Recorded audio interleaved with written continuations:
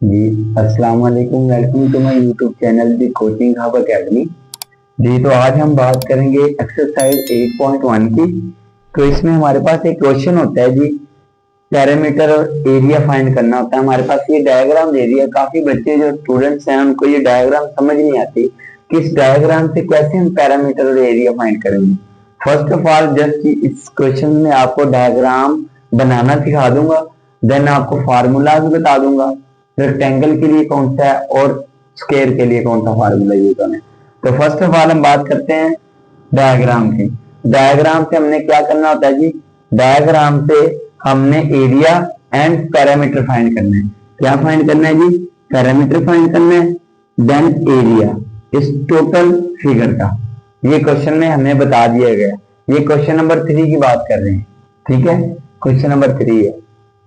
अच्छा जी, तो अभी क्या करेंगे हम, अगर फर्स्ट ऑफ ऑल हम इस वैल्यू को यहां से कंबाइन कर देते हैं तो ये हमारे पास क्या आ गया, ये स्क्वायर आ गया। देन ये शेप कौन सी आ गई, ये शेप हमारे पास क्या आ गई, रेक्टेंगल। ठीक है जी, ये दो शेप में हमने डिवाइड कर लेना। अगर जो स्क्वायर होता है उसकी आर साइड इक्वल होती है, इसमें ये 2 सेंटीमीटर है तो ये भी 2 सेंटीमीटर होगी।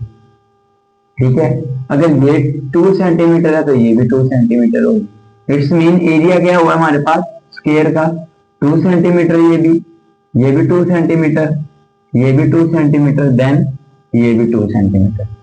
ठीक है, ये हमारे पास क्या आ गया जी, स्क्वायर आ गया। अब रेक्टेंगल की बात करते हैं। उसने ये बताया कि ये टोटल वैल्यू है ना, ये हमारे पास है जी 8 सेंटीमीटर। ठीक है, अगर ये 2 सेंटीमीटर इतनी है तो ये वैल्यू कितनी होगी, 6 सेंटीमीटर। अगर 8 माइनस 2 करेंगे तो हमारे पास क्या बच रहा है जी, 6 आ रहा है। तो ये टोटल पूरी हमारे पास 8 सेंटीमीटर है। अगर ये 2 है तो देन ये 6 होगी, फिर हमारा ओवरऑल ये 8 सेंटीमीटर बनी। अच्छा जी, उसके बाद अगर ये 6 सेंटीमीटर है, इसके सामने वाली ये भी 6 सेंटीमीटर होगी। ठीक है, देन इसके बाद ये हमारे पास यहां से इतनी है जी 3 सेंटीमीटर। ठीक है, तो यहां से यहां तक हमारे पास है जी 2 सेंटीमीटर। अगर 3 प्लस 2 करेंगे तो हमारे पास आ जाएगा जी 5। इट्स मीन कि ये साइड हमारी क्या है जी, ये 5 सेंटीमीटर। ठीक है, ये 2 और ये 3 हमारे पास क्या आ गया जी, 5 सेंटीमीटर। ठीक है जी, ये हमने साइड्स बना ली है।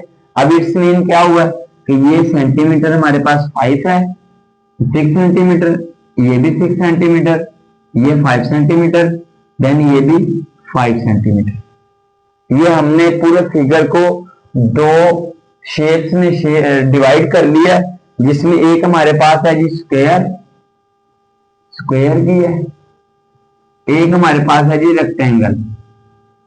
ठीक है, अब पैरामीटर का फार्मूला हम स्क्वायर के लिए भी देखेंगे और रेक्टेंगल के लिए भी देखेंगे। उसी तरह एरिया का फार्मूला स्क्वायर के लिए भी देखेंगे एंड देन रेक्टेंगल के लिए भी देखेंगे। तो फार्मूला क्या होते हैं, जो पहले हम स्क्वायर के लिए देखते हैं। स्क्वायर के लिए फार्मूला होता है जी हमारे पास, पैरामीटर का स्क्वायर के लिए फार्मूला होता है जी 4 लेंथ, 4L। यहाँ पे लेंथ हमें बता दी गई है जी, L है जी हमारे पास 2 सेंटीमीटर। तो फार्मूला क्या होगा जी हमारे पास 2 सेंटीमीटर ऑब्वियसली। उसके बाद एरिया, हम यहाँ क्या करेंगे, L की जगह लेंथ की 2 सेंटीमीटर पुट करके इसका आंसर निकाल लेंगे पैरामीटर। एरिया क्या होता है जी, लेंथ स्क्वायर, क्या होता है जी, लेंथ का स्क्वायर होता है। तो लेंथ हमारे पास 2 सेंटीमीटर है, 2 सेंटीमीटर का स्क्वायर लेंगे, ये 4 सेंटीमीटर का स्क्वायर आ जाएगा। ये इसका भी आंसर आ गया। ये हमारी आ गई किसके लिए, स्क्वायर के लिए। ये हमारा आ गया फार्मूला स्क्वायर के लिए।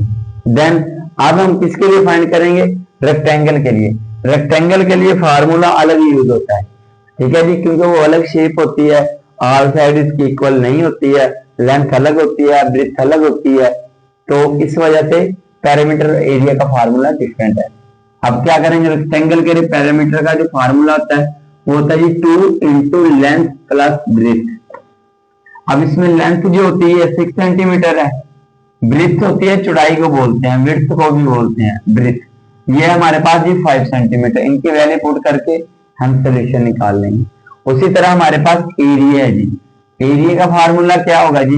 एरिया का फार्मूला होगा जी लेंथ मल्टीप्लाई बाय ब्रेथ। ठीक है, जो लेंथ है इसको मल्टीप्लाई कर देना जी ब्रेथ के साथ। ये हमारे पास किसका फार्मूला आ गया जी? ये हमारे पास रेक्टेंगल का फार्मूला आ गया। ये फार्मूला किसका आ गया जी? रेक्टेंगल। ये ले, ये रेक्टेंगल का फार्मूला आ गया। अब जस्ट हमने इनमें वैल्यू पुट करनी है और हमारे आंसर निकालने के बाद इन सबको ऐड कर देना है। ऐड अप करने के बाद हमारा इजीली आंसर आ जाएगा। ठीक है, तो हमें कोई सोचने की जरूरत नहीं है एक्स्ट्रा। ये डायग्राम बहुत मुश्किल है, हम 2 पार्ट्स में डिवाइड करके बाद में उनको स्क्वायर को भी और रेक्टेंगल को भी ऐड अप कर लेंगे तो ये हमारा आंसर आ जाएगा। तो उम्मीद करता हूँ सबको समझ आई होगी। मिलते हैं जी नेक्स्ट वीडियो में, अपना ख्याल रखिएगा। अल्लाह हाफिज।